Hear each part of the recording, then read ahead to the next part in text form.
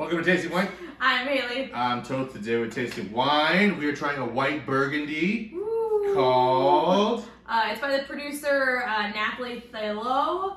It's 2017 and it's part of Chardonnay. It's a Chardonnay too. Yes. But yeah, this is like the poor man's Burgundy, apparently. Apparently at $30 a bottle, that's the poor man's Yeah, Burgundy. it's the poor man's Burgundy.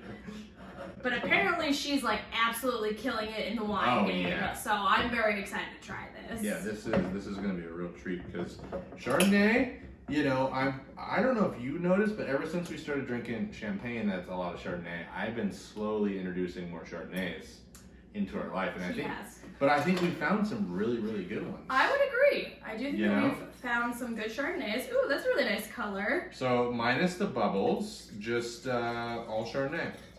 100% 2017 Chardonnay. Yeah. Well, yeah, the color's really nice. It's kind of like a lemony, sort of yellow. I agree with that. I'm not the best at describing the colors, but yeah, it's like super, super, super yellow. It almost has like a goldiness. Super goldiness pleasant on the nose. Yeah. You get a little bit of like pineapple on there. I was gonna say it's like tropical kind of fruits. Mm-hmm. A little bit of kind of like, I get like lime, maybe like lime zest. Yeah. A bit of like it's fresh zesty. mango. Yeah, fresh. It's kind of not muted. It's just they're like really subtle. And they're starting to wake up a little bit more for me. How do you say the region? The region, it's Bourgogne. Okay, so Bourgogne. I'm bad with the pronunciation, but I do know about Bourgogne because usually it's like they call it the poor man's because it's in like the flatlands of Burgundy, and like a lot of the Grand Crus and the Premier Crus are on the hillsides. Yeah. That get like better sunlight and better drainage and stuff like that. And typically for like when you're thinking about white Burgundy, you know, when you're thinking of like really high end stuff, it's more like Côte de Bon. But this one is Côte Chardonnay. Yeah.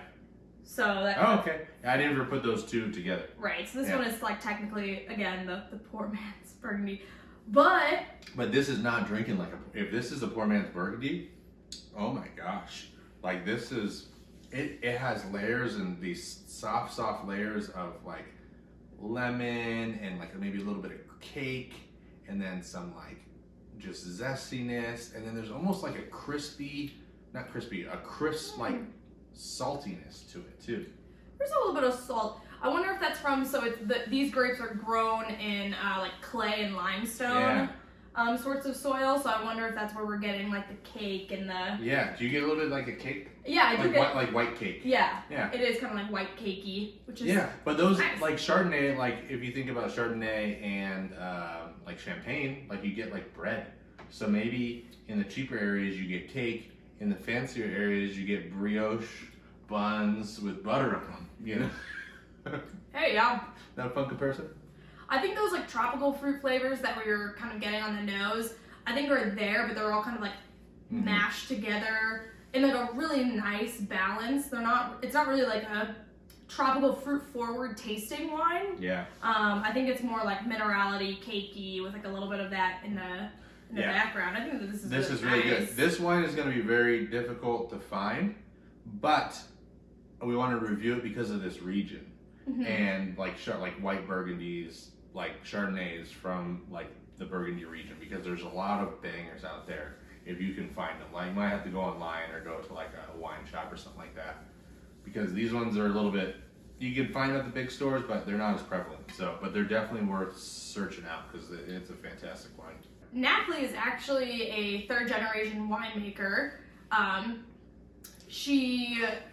So originally her grandfather, Emile Theulot, he bought the land, but it was actually his wife who really kind of took over it, Marguerite. Yeah, I always say it wrong in French, Marguerite.